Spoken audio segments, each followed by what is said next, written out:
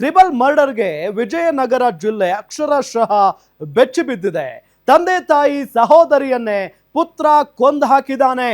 ಕೊಟ್ಟೂರು ಪಟ್ಟಣದಲ್ಲಿ ಮೂವರ ಭೀಕರ ಕೊಲೆಯಾಗಿರೋದು.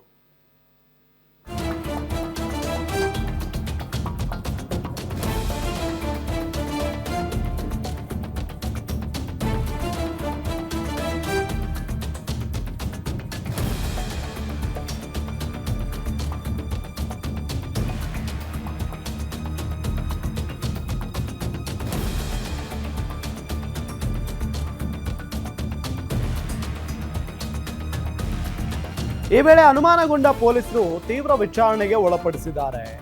ವಿಚಾರಣೆ ವೇಳೆ ಕೊಲೆ ಮಾಡಿರುವ ಬಗ್ಗೆ ಆರೋಪಿ ಬಾಯಿ ಬಿಟ್ಟಿದ್ದಾನೆ.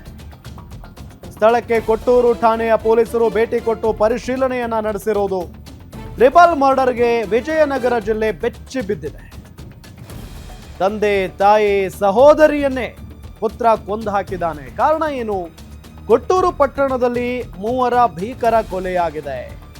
ಕೊಟ್ಟೂರಿನಲ್ಲಿ ಕೊಲೆ ಮಾಡಿ ಬೆಂಗಳೂರಿಗೆ ಎಸ್ಕೇಪ್ ಆಗಿದ್ದಾನೆ ಆ ವ್ಯಕ್ತಿ. ಬೆಂಗಳೂರಿಗೆ ಬಂದು ಕೇಸ್ ಕೊಡಲು ಹೋಗಿದ್ದ ಭೂಪ ಅಕ್ಷಯ್ ತಿಲಕ್ ನಗರ ಠಾಣೆಯಲ್ಲಿ ಮಿಸ್ಸಿಂಗ್ ಕೇಸ್ ಕೊಡೋದಕ್ಕೆ ಹೋಗಿದ್ದ. ಈ ವೇಳೆ ಅನುಮಾನಗೊಂಡ ಪೊಲೀಸ್ನವರು ತೀವ್ರ ವಿಚಾರಣೆಗೆ ಒಳಪಡಿಸಿದ್ದಾರೆ. ಎಸ್, ಈತನೇ ನೋಡಿ ಅಕ್ಷಯ್. ಫೋಟೋದಲ್ಲಿ ನಿಮಗೆ ತೋರಿಸ್ತಾ ಇದ್ದೀವಿ. ತನ್ನ ತಂದೆ ತಾಯಿ ಜೊತೆಗೆ ಒಡ ಹುಟ್ಟಿದ ಸಹೋದರಿಯನ್ನೇ ಈತ ಕೊಂದು ಬಿಟ್ಟಿದ್ದಾನೆ. 3 ಜನರನ್ನ ಕೊಂದು ಎಷ್ಟು ಡ್ರಾಮಾ ಮಾಡಿದ್ದಾನೆ, ಎಷ್ಟು ನಾಟಕ ಮಾಡಿದ್ದಾನೆ ಅಂತ ಅಂದರೆ, ಆತ ಕೊಟ್ಟೂರಿನಿಂದ ಬೆಂಗಳೂರಿಗೆ ವಾಪಸ್ ಬಂದಿದ್ದಾನೆ. ಬೆಂಗಳೂರಿಗೆ ಬಂದು ನನ್ನ ಮನೆಯವರು, ನನ್ನ ತಂದೆ ತಾಯಿ, ನನ್ನ ಸಹೋದರಿ ಕಾಣೆಯಾಗಿದ್ದಾರೆ ಅಂತ ಹೇಳಿ ಮಿಸ್ಸಿಂಗ್ ಕಂಪ್ಲೇಂಟ್ ಕೊಡೋದಕ್ಕೆ ಹೋಗಿದ್ದ. ಈ ವೇಳೆ ಪೊಲೀಸ್ನವರಿಗೆ ಈತನ ಮೇಲೆ ಅನುಮಾನ ಬರುತ್ತೆ. ವಿಚಾರಣೆ ವೇಳೆ ಕೊಲೆ ಮಾಡಿರುವ ಬಗ್ಗೆ ಆರೋಪಿ ಬಾಯಿ ಬಿಟ್ಟಿದ್ದಾನೆ.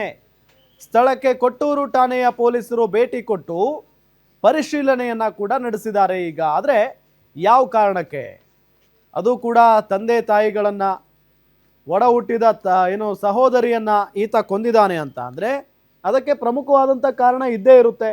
ಆ ಕಾರಣ ಏನು ಹಾಗಾದ್ರೆ ಅನ್ನೋದು ಈಗಿರುವಂಥ ಪ್ರಶ್ನೆ.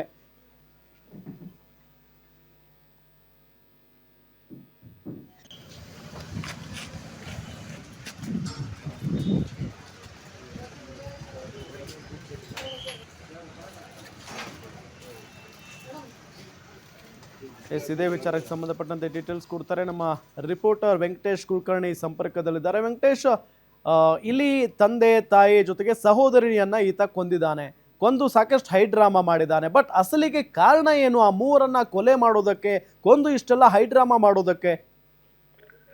ಹೌದು ರಾಮ್, ಏನು ಕೊಟ್ಟೂರು ಪಟ್ಟಣದಲ್ಲಿ ತ್ರಿವಳಿ ಮರ್ಡರ್ ನಡೆದಿರ್ತಕ್ಕಂಥದ್ದು.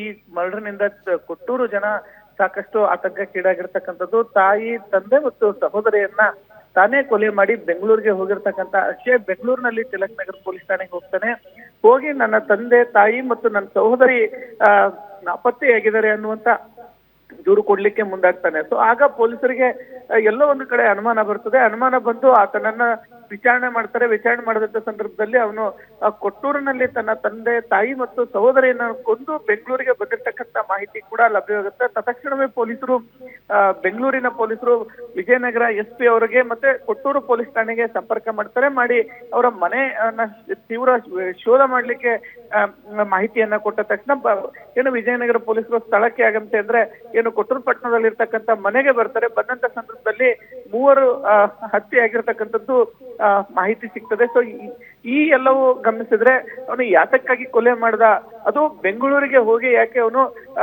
ನಾಪತ್ತೆ ಆಗಿರ್ತಕ್ಕಂಥ ದೂರು ಕೊಡ್ಲಿಕ್ಕೆ ಬಂದ ಅಂತಕ್ಕಂಥದ್ದು ಈಗ ಪೊಲೀಸರು ವಿಚಾರಣೆ ಮಾಡ್ತಾ ಇದ್ದಾರೆ. ಪೊಲೀಸರ ವಿಚಾರಣೆಯಿಂದನೇ ಮಾಹಿತಿ ಹೊರಬರಬೇಕಾಗಿದೆ ರಾಮ್. ಥ್ಯಾಂಕ್ ಯು ತಮ್ಮೆಲ್ಲ ಮಾಹಿತಿಗಾಗಿ.